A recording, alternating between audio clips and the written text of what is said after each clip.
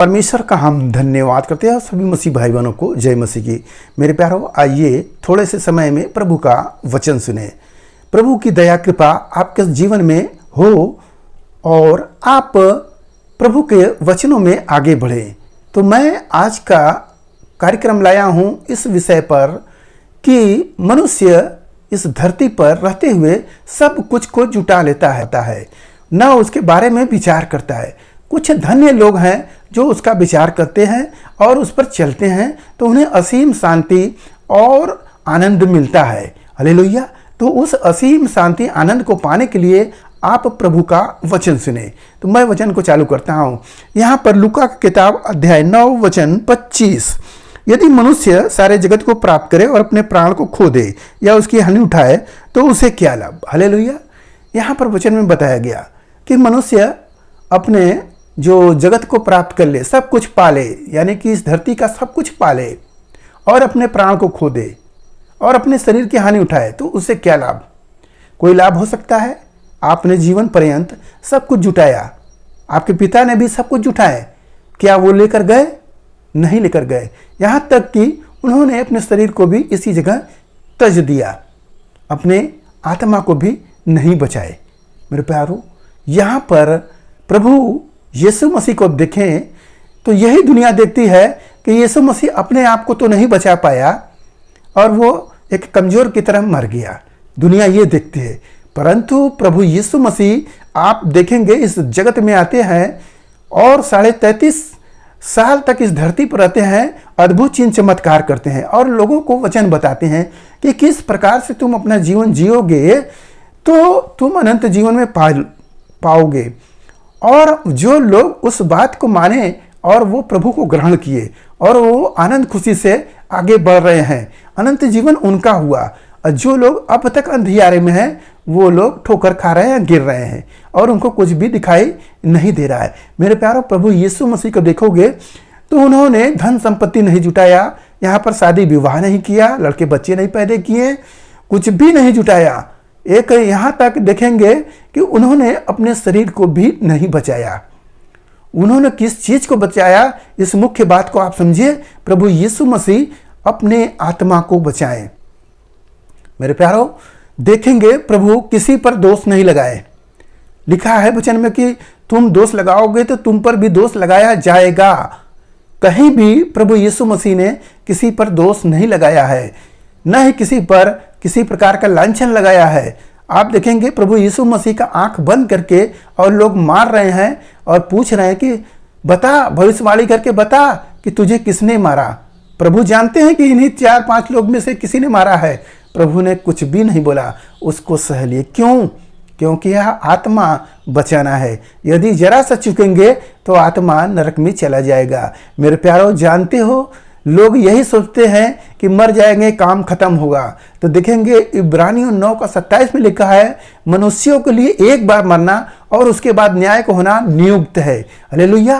तो जब हम मरेंगे तब हम जाएंगे कहाँ? उस स्वर्ग में, और वहां पर हम सबका न्याय होगा और न्याय में दूसरी मृत्यु फिर दी जाएगी। यदि आप यीशु मसीह को अपना लिए हो तो आप बचोगे, और नहीं तो आग में जलोगे, जहाँ रोना दांत पिसना है, जहाँ की आग कभी बुझती नहीं, कीड़े मरते नहीं। हालेलुया। मेरे प्यारों, प्रभु ने अपने आत्मा को बचाया है। जानते हो, आत्मा को जब प्रभु बचाए तो पिता परमेश्वर ने उनके शरीर को भी दिया। हालेलुया। तो आत्मा बचेगा तो शरीर अपने आप आ जाएगा। मेरे प्यारों, हमें अपने शरीर को नहीं बल्कि हमें आत्मा को बचाना है। अब तक आपने संसार की वस्तुओं को बटोरा है। यहाँ पर लिखा है कि मनुष्य यदि सारे जगत को प्राप्त कर ले और अपने प्राण की हानि उठाए तो उससे क्या लाभ। मेरे प्यारों, क्या लाभ मिल सकता है? यह सब चीज छूट जाएगी, सब कुछ खत्म हो जाएगा, परंतु जो आत्मा है उसको बचाओ। अब आप कहोगे कि आत्मा हम कैसे बचाएं? आत्मा को बचाना है तो ऐसे पाप करने से आप बचें जो घृणित वस्तु है, जो जिसको अच्छा समझकर अब तक पूछते रहे, उस घृणित वस्तु को हटाकर फेंक दो और प्रभु को, सच्चा परमेश्वर को ग्रहण करो। यीशु मसीह को अपनाओ, देखो तुम्हारा आत्मा बचेगा। हालेलुया। मेरे प्यारो, यह शरीर का नाश है परंतु आत्मा का नाश नहीं है। वही तो प्रभु के कोर्ट कचहरी में जाएगा, इसी का तो न्याय होगा। तो हमें अपने आत्मा को बचाना है। और इस जीवन में जो कुछ भी हो रहा है, खाने के लिए चाहिए हमें रोटी, पहनने के लिए कपड़ा हमें चाहिए, तो ये सब जरूरी चीजें हैं। तो हम परिश्रम करेंगे, परंतु ऐसा परिश्रम नहीं करेंगे कि हम प्रभु के ही भूल जाए। ध्यान करो, अब तक आप लोग क्या बटोर रहे हो? सब छूट जाने वाली वस्तु, उसके ऊपर नहीं ध्यान दो, बल्कि अपने आत्मा को बचाते रहो। झूठ, चोरी, पाप, व्यभिचार, इन सब से आप बचिए।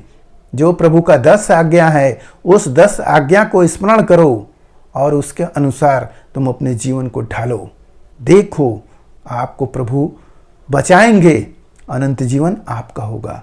यदि आप अपने शरीर को बचाने के चक्कर में हैं, तो शरीर तो नाशवान है, वो नष्ट होगा ही होगा, उसे कोई नहीं बचाएगा। परंतु जब आत्मा बचाएंगे तो यह शरीर भी प्रभु आपको दे देंगे। हालेलुया। तो मेरे प्यारो, यही वचन जो बोला गया है कि मनुष्य सारे जगत को प्राप्त कर ले और अपने प्राण की हानि या अपने शरीर को खत्म कर दे, तो उससे क्या लाभ? कोई लाभ नहीं। जब आत्मा नहीं बचा तो यह शरीर भी बचकर क्या होगा? हालेलुया। यह तो जल जाएगा, यह तो गाड़ा जाएगा, किसी काम का नहीं है। ये तो मिट्टी है, मिट्टी में मिलेगा, परंतु आत्मा है, प्रभु के पास लौट जाएगा और वहां पर ही उसी का न्याय होगा। तो आज के इस वचन से आप समझ ले कि प्रभु ने आपको चुना है। क्यों चुना है, इस बात पर ध्यान करें और आप अपने आत्मा को बचाएं। शरीर नहीं, धन संपत्ति नहीं, कुछ भी नहीं, जमीन जायदाद नहीं, किसी चीज को नहीं, आप केवल अपने आत्मा पर ध्यान करें। आत्मा मेरा नाश होने वाली वस्तुओं के पीछे न पड़ जाए, जिससे हमारा शरीर नाश हो जाए परंतु आत्मा बच जाए। हालेलुया। इसीलिए प्रभु ने कलवरी क्रूस पर अपने आप को बलिदान होते हैं और शरीर को तोड़ देते हैं।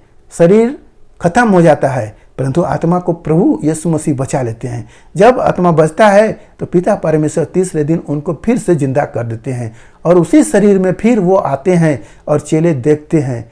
और एक चेला विश्वास नहीं करता है तो वो भी कहता है कि जब तक मैं उंगली नहीं डालूंगा तब तक मैं विश्वास नहीं करूंगा। मेरे प्रभु उन्हीं के पास जाते हैं जो थोमा नाम का था और उसी के पास कहते हैं, हे थोमा, देख मेरे हाथ के घाव को और डाल इसमें उंगली, प्रतीति कर कि मैं हूं कि नहीं। हालेलुया। तो प्रभु का शरीर मिला था, प्रभु का वही शरीर था, बदला नहीं था। वैसे ही इसी रीति के अनुसार आप भी जिएंगे। हालेलुया।